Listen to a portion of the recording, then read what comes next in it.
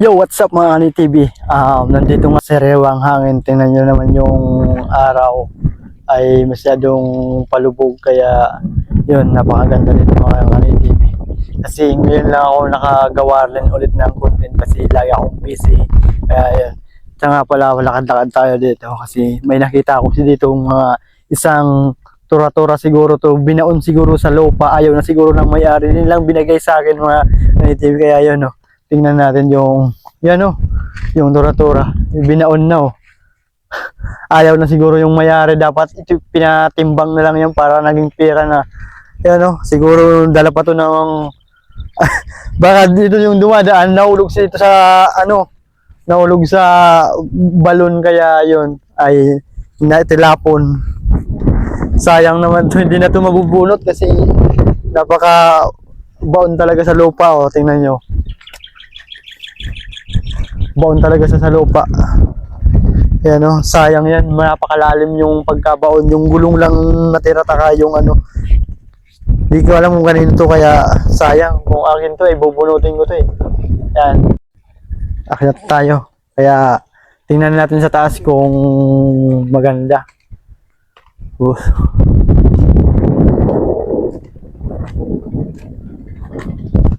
Yan nga, napakaganda nga talaga. Sariwang hangin, napakasulit. Piling ko nga, sarili kong bahay ito Yan o. Dito ko sa Dumanog, nakatambay. Ayun.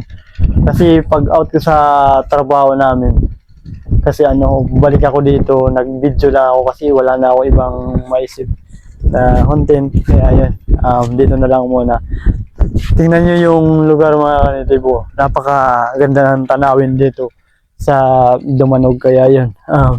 Kasi yung doon na yung baaw, napapansin nyo yung baaw nandun napakaganda, tapos yun, kaya dito naggala-gala rin ako dito, ayan, napakataas yan. Dito na tayo sa taas, no, tingnan nyo yun, tapos yun yung sasakyan na kaya mga laman nito dito, nakapadlock na na susi dito, yun, kinakalawang pa, kaya yun, siguro kaya tayo kasi hapon nandun tayo sa baba, tingnan natin yung paligid sa baba. Yan ang itsura siguro nung bagyong Christine, baka na to, lubog siguro yan.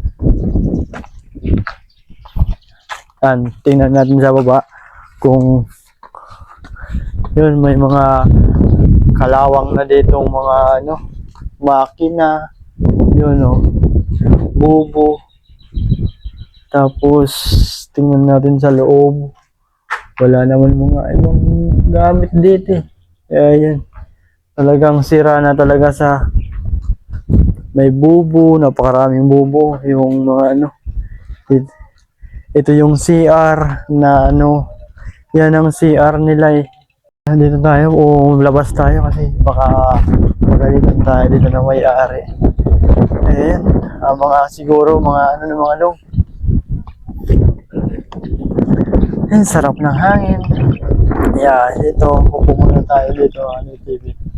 Diyan nga pala tayo kay